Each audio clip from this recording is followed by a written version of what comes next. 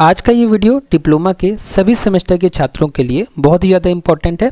आज के इस वीडियो में हम डिस्कस करेंगे कि डिप्लोमा का ग्रेडिंग सिस्टम या मार्किंग सिस्टम कैसा होता है और सभी सेमेस्टर में 9+ CGPA कैसे हासिल करें, इस बात की भी चर्चा करेंगे हम आज के इस वीडियो में।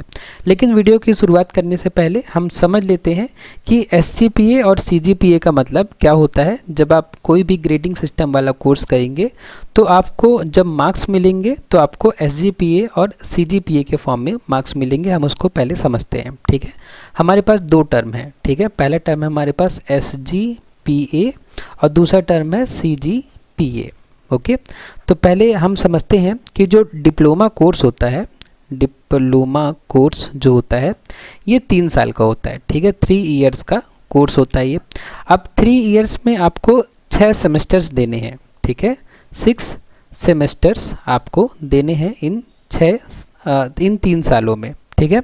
अब क्या होगा कि जैसे ही आपने मान लीजिए कि फर्स्ट सेमेस्टर का आपने एग्ज़ाम दिया, फर्स्ट सेमेस्टर का जब रिज़ल्ट आएगा तो आपको एक ग्रेड मिलेगा, एक मार्क्स मिलेंगे जिसको हम बोलेंगे SGPA। SGPA का फुल फॉर्म होता है सेमेस्टर ग्रेड पॉइंट एवरेज, ठीक है। सेमेस्टर ग्रेड पॉइंट एवरेज, इसका मतलब ये हुआ कि फर्स्ट सेमेस्टर में जितने भी सब्जेक्ट थे आपके पास, ठीक है। जैसे फर्स्ट सेमेस्टर में आपके पास मैथमेटिक्स होता है, ठीक है, फिजिक्स होता है, केमिस्ट्री होता है, ठीक है। तो ऐसे करके आपके पास 4-5 सब्जेक्ट होते हैं, ठीक है, फर्स्ट सेमेस्टर में। अब हर सब्जेक्ट में आपको कितने ग्रेड मिले हैं, ठीक है, कि जितने भी आपको ग्रेड मिले हैं हर सेमेस्टर में, तो इन ग्रेड का क्या होता है, एवरेज होता है। इन ग्रेड्स का क्या होता है, एवरेज होता है। इन ग्रेड्स के एवरेज को हम क्या कहते हैं, SGPA कहते हैं, ठीक है। तो इन 3 सालों में आप 6 सेमेस्टर्स देंगे, 6 बार एग्ज़ाम देंगे और हर सेमेस्टर में आपको क्या मिलेगा, SGPA मिलेगा, ठीक है। तो आपको ऐसे कर करके कितने SGPA मिलेंगे, आपको 6 SGPA मिलेंगे। 1 से लेके 6 सेमेस्टर में टोटल 6 SGPA मिलेंगे, ठीक है। तो उन 6 SGPA का जो एवरेज होगा उसको हम कहते हैं CGPA, ठीक है। तो आपने हर सेमेस्टर का एग्ज़ाम दिया, सभी सेमेस्टर में आपको क्या मिला, एक SGPA मिला और हर SGPA को जब हमने जोड़ दिया, सभी 6 SGPA को हमने क्या कर दिया, जोड़ दिया, तो हमें क्या मिल गया, हमें मिल गया ये पूरा मिला के क्या मिल गया, CGPA। CGPA का फुल फॉर्म होता है cumulative grade point average. Cumulative grade point average मतलब होता है कि हर सेमेस्टर के नंबर को आपने एवरेज कर दिया और जो टोटल परसेंटेज बना, ये टोटल जो ग्रेड बना, उसको आप कह रहे हो CGPA, ठीक है। अब CGPA को अगर हमें परसेंटेज में बदलना हो, CGPA को अगर हमें परसेंटेज में बदलना हो तो हम क्या करेंगे, CGPA को परसेंटेज में बदलने के लिए हम क्या करेंगे। तो इसका एग्जांपल के लिए मान लेते हैं किसी का CGPA आया 8.5, ठीक है। टोटल जो CGPA है, क्यूमुलेटिव ग्रेड पॉइंट एवरेज, किसी का 8.5 है। तो अगर हमें इसे परसेंटेज में बदलना हो तो हम क्या कर देंगे, सिंपली इसे 10 से मल्टीप्लाई कर देंगे, ठीक है। जो हमारे पास आएगा जैसे कि 85, तो इसका मतलब कि उसने डिप्लोमा में या इंजीनियरिंग डिप्लोमा में उसके कितने परसेंटेज बने हैं, उसके 85% बने हैं, ठीक है। तो ये होता है हर सेमेस्टर में SGPA और सारे सेमेस्टर्स का जो एवरेज होता है उसको हम कहते हैं CGPA, ओके। तो SGPA और CGPA को समझने के बाद अब हम चलते हैं अपने स्कीम में, ठीक है, ग्रेडिंग स्कीम में, और समझते हैं कि किस तरीके से हर सब्जेक्ट्स की मार्किंग की जाती है। तो उसके लिए हम क्या करेंगे, सबसे पहले RGPV डिप्लोमा हम खोलेंगे। RGPV डिप्लोमा में जाके सबसे पहले हम क्या देखेंगे, हम सिलेबस देखेंगे, ठीक है। सिलेबस देखने के बाद ही हम क्या करेंगे कि सभी सेमेस्टर्स में मार्किंग सिस्टम कैसा होता है उस बात को हम समझेंगे। तो ये अगर हम ये सारी ब्रांचेस का सिलेबस है, अगर हम कंप्यूटर साइंस का सिलेबस ओपन करते हैं, मान लीजिए first semester, second semester, third semester, 3 semester में ओपन कर लेता हूँ, ठीक है। अब ये हमारा है क्या है, फर्स्ट सेमेस्टर का ग्रेडिंग सिस्टम। अब यहाँ पे आप देख सकते हैं कि आपको लगभग सारे सब्जेक्ट के यहाँ पे मार्क्स दिख जाएंगे, ठीक है। ये होता है आपका पेपर कोड, ठीक है, ये जो पेपर है उसका कोड है, और यहाँ पे है सब्जेक्ट कोड, और यहाँ पे है सब्जेक्ट नेम, ठीक है। ये सब्जेक्ट नेम है मैथमेटिक्स, और यहाँ पे दिया हुआ है कि मैथमेटिक्स में आपको नंबर किस तरीके से दिए जाएंगे, ठीक है। तो इस बात को समझने के लिए सबसे पहले आप ये समझिए कि मैथमेटिक्स जो आपका सब्जेक्ट है, जो कि पहला सब्जेक्ट है आपके पहले सेमेस्टर का, उसका टोटल मार्क्स है 100, ठीक है। ये सब्जेक्ट कितने मार्क्स का है, 100 मार्क का है, जिसमें से आपका जो थ्योरी का पेपर होगा, यहाँ पे देखिए ये है थ्योरी पेपर, जिसमें से थ्योरी का पेपर जो होगा वो 70 नंबर का होगा, ठीक है। 70 नंबर आपको किससे मिलेंगे, थ्योरी से। तो हम यहाँ पे लिख लेते हैं कि मैथमेटिक्स में आपको जो 70 नंबर मिलेंगे वो किससे मिलेंगे, थ्योरी से। तो थ्योरी से मैथमेटिक्स में मिल रहे हैं 70 नंबर। अब बाकी के जो 30 नंबर हैं वो कहाँ से आएंगे, क्योंकि टोटल कितने मार्क्स का है, 100 मार्क्स का है मैथमेटिक्स। तो बाकी के 30 नंबर हम यहाँ देख सकते हैं, ये देखिए यहाँ पे लिखा हुआ है टर्म वर्क, ठीक है। टर्म वर्क कितने का है, 30 नंबर का है। अब ये 30 नंबर को देखिए 3 पार्ट में डिवाइड किया गया है। 2 आपके प्रोग्रेसिव टेस्ट होंगे, प्रोग्रेसिव फर्स्ट और प्रोग्रेसिव सेकेंड, और दोनों प्रोग्रेसिव 10-10 मार्क्स के होंगे, ठीक है। तो ये 20 मार्क्स हो गए, और एक क्विज या असाइनमेंट होगा 10 मार्क्स का। तो ये टोटल कितने हो गए, 30 नंबर हो गए, ठीक है। 30 और 70 टोटल कितना हो गया, 100। मैथमेटिक्स में कोई भी प्रैक्टिकल कंपोनेंट नहीं है, इसलिए यहाँ पे सब कुछ 0 0 0 दिया हुआ है, ठीक है। अगर हम आगे बढ़े तो देखें कि अप्लाइड फिजिक्स, अप्लाइड केमिस्ट्री और कम्युनिकेशन स्किल इन इंग्लिश जो है 150 नंबर के हैं, 150 मार्क्स के हैं, ठीक है। तो मैं आपको बता दूं कि मैथमेटिक्स की जैसे हमने बात की, यहाँ पे जो 70 नंबर है इसके लिए हमें जो सेमेस्टर एग्ज़ाम में पेपर होगा तो वो हमें थ्योरी पेपर देना पड़ेगा, लेकिन जो 30 नंबर हैं ये 30 नंबर आपको सेमेस्टर के दौरान ही मिल जाएंगे, ठीक है। तो जब आप प्रोग्रेसिव टेस्ट देंगे तो आपको ये दोनों 10-10 नंबर मिल जाएंगे, और जब आप असाइनमेंट या क्विज जमा करेंगे तो ये आपको 10 नंबर मिल जाएंगे, ठीक है। तो इसका मतलब ये हुआ कि 70 में से 30 नंबर तो बहुत आसान है हमें लेना, क्योंकि 30 नंबर में से हम 20-25 तो आराम से ला सकते हैं, क्योंकि हमने टाइम पे अपना असाइनमेंट जमा कर दिया, और प्रोग्रेसिव में थोड़ा सा सिलेबस पढ़ना है, हमने थोड़ा सा सिलेबस पढ़ के हमने अपना जो प्रोग्रेसिव टेस्ट था अच्छे दे दिया, तो हम यहाँ पे 30 में से 30 भी ला सकते हैं अगर हमने थोड़ा ठीक ठाक भी मेहनत कर ली तो, ठीक है। उसके बाद में अगर आपने प्रोग्रेसिव में मेहनत करी है तो उसका फल जो है आपको मेन पेपर में भी, जो मेन थ्योरी पेपर आपका होगा उसमें भी मिलेगा, ठीक है। अब हम बात करते हैं अप्लाइड फिजिक्स, केमिस्ट्री और कम्युनिकेशन स्किल इन इंग्लिश की।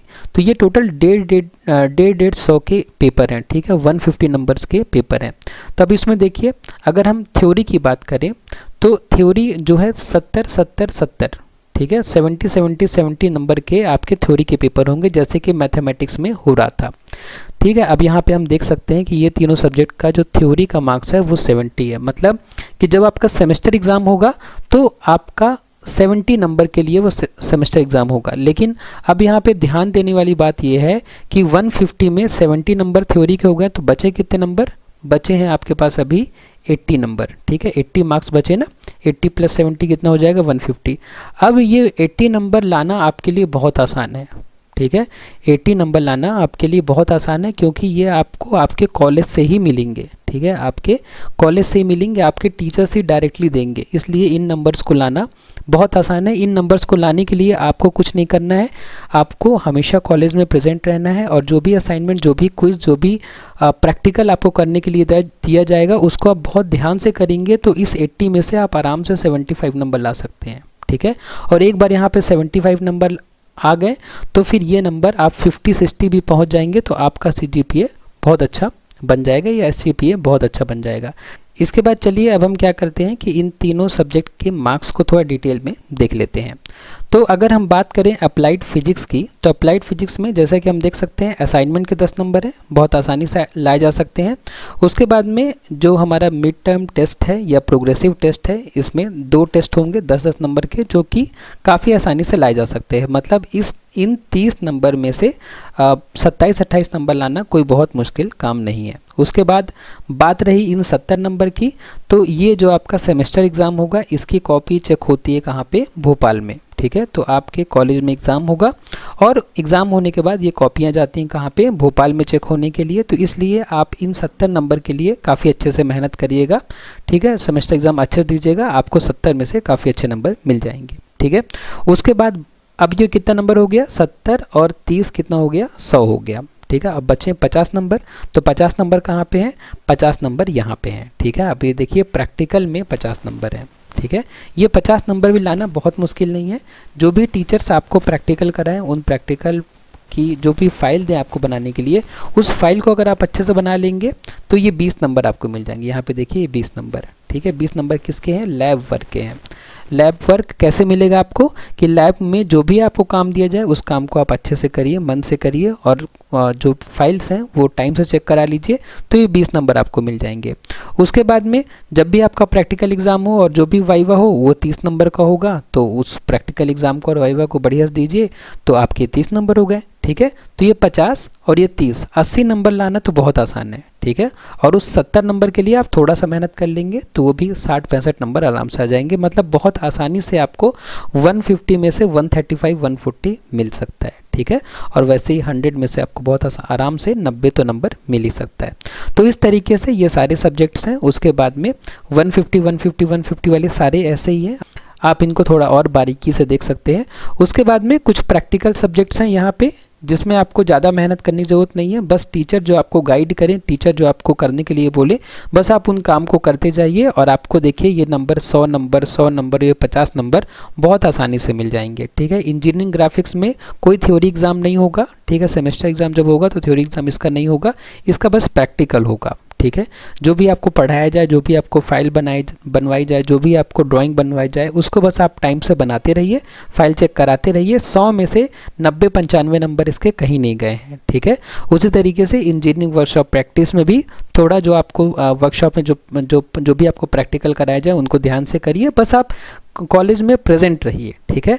अगर आप इस सेमेस्टर में, पहले सेमेस्टर में अगर आप कॉलेज में आपकी अटेंडेंस 95% से ऊपर रहती है तो डेफिनेटली आपके 9 से ऊपर CGPA बनेंगे ही बनेंगे, ठीक है। क्योंकि इनमें से बहुत सारे नंबर तो ऐसे हैं जो कि आपके कॉलेज में बस अटेंडेंस पे डिपेंड करते हैं कि आप रोज़ आएंगे तो जो आपको काम दिया जाएगा वो काम आप करेंगे, और जब उन काम को कर लेंगे तो कुछ नंबर तो बस कॉलेज के अंदर ही आपको मिल जाने हैं, ठीक है। इसलिए अटेंडेंस पे आप विशेष ध्यान दीजिए और रोज़ कॉलेज आइए और रोज़ दिया गया काम को रोज़ टाइम पे करते जाइए। आपको इंटरनल में लगभग पूरे नंबर मिल जाएंगे। बस बात रहेगी इन 70 नंबर की, तो जब आप रोज़ आएंगे तो आपके कॉन्सेप्ट्स भी क्लियर हो जाएंगे और इस तरीके से आप 800 में से आराम से 750-760 नंबर आराम से लेके आ जाएंगे और आपका जो SGPA होगा वो 9 के ऊपर बहुत आराम से चला जाएगा, ठीक है।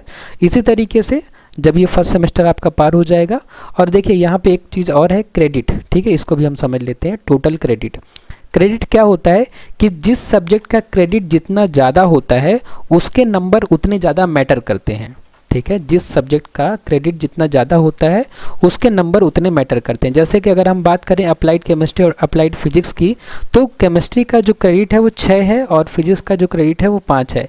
इसका मतलब कि 150 में से अगर आप 100 जो है केमिस्ट्री में लेके आएंगे और 100 फिजिक्स में लेके आएंगे, तो जो केमिस्ट्री वाले 100 होंगे वो ज़्यादा कंट्रीब्यूट करेंगे आपके SGPA में, ठीक है।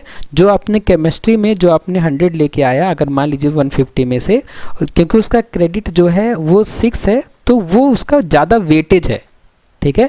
मतलब जिस सब्जेक्ट का क्रेडिट जितना ज़्यादा है आपको उस सब्जेक्ट में उतनी ज़्यादा मेहनत करनी है, ठीक है। सारे सब्जेक्ट इंपॉर्टेंट हैं लेकिन ज़्यादा क्रेडिट वाले सब्जेक्ट को आप विशेष तौर पर ध्यान दीजिए। वो आपके SGPA को बनाने में, वो आपके परसेंटेज को बनाने में बहुत महत्वपूर्ण भूमिका निभाएंगे, ठीक है। उसके बाद अगर हम सेकेंड सेमेस्टर की बात करें तो सेकेंड सेमेस्टर में भी वही है जो सब कुछ फर्स्ट सेमेस्टर में था, एकदम सेम। जैसे कि आप देख सकते हैं मैथमेटिक्स 100 नंबर का, ठीक है। अप्लाइड फिजिक्स और आपका इंट्रोडक्शन टू IT सिस्टम और fundamental of electrical and electronics engineering, ये सब 150 नंबर के। उसके बाद इंजीनियरिंग मैकेनिक्स है वो भी 150 नंबर का। जो भी 100 नंबर का है उसमें प्रैक्टिकल नहीं है, जो 150 नंबर का है उसमें प्रैक्टिकल भी है और थ्योरी भी है। 100 नंबर वाले में थ्योरी जो है वो 70 नंबर की, और जो इंटरनल है सेशनल जिसको हम कहते हैं, ठीक है, सेशनल जिसको हम कहते हैं, सेशनल कितने नंबर का है? 30 नंबर का है, ठीक है।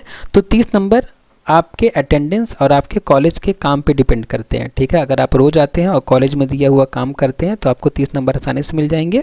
और जब 150 नंबर का सब्जेक्ट होगा तो उसमें जो सेमेस्टर पेपर होगा वो 70 नंबर का होगा, लेकिन उसमें जो सेशनल होगा, ठीक है, वो कितने नंबर का होगा? 80 नंबर का होगा। तो 80 नंबर आपको कैसे मिल जाएंगे? आप रोज़ कॉलेज आएंगे और रोज़ दिया हुआ काम करेंगे तो आपको 80 नंबर बहुत आराम से मिल जाएंगे, ठीक है। तो इसी तरीके से बाकी सारे सेमेस्टर्स भी हैं। आप हर सेमेस्टर में जब भी सेमेस्टर शुरुआत हो तो आप ज़रूर इस स्कीम को देखिए, इस पूरे सिस्टम को समझिए और समझिए कि आपको किस सब्जेक्ट में कितनी मेहनत की ज़रूरत है और कैसे कैसे आप किस किस सब्जेक्ट में नंबर ला सकते हैं, ठीक है। तो ये था आज का हमारा वीडियो। नेक्स्ट वीडियो में जब हम मिलेंगे तो हम समझेंगे कि बहुत सारे बच्चों की प्रॉब्लम क्या होती है कि उनका पढ़ाई में मन नहीं लगता या वो कंसिस्टेंट नहीं हो पाते। तो नेक्स्ट वीडियो में जो हमारा टॉपिक रहेगा वो ये रहेगा कि पढ़ाई में मन कैसे लगाएं और रोज़ पढ़ाई में कंसिस्टेंट कैसे रहें और अच्छे नंबर कैसे लेकर आएँ। अगर आपको वीडियो पसंद आया तो वीडियो को लाइक करें, शेयर करें अपने फ्रेंड्स के साथ में और सब्सक्राइब करें चैनल को। आपने वीडियो को लास्ट तक देखा उसके लिए बहुत बहुत धन्यवाद।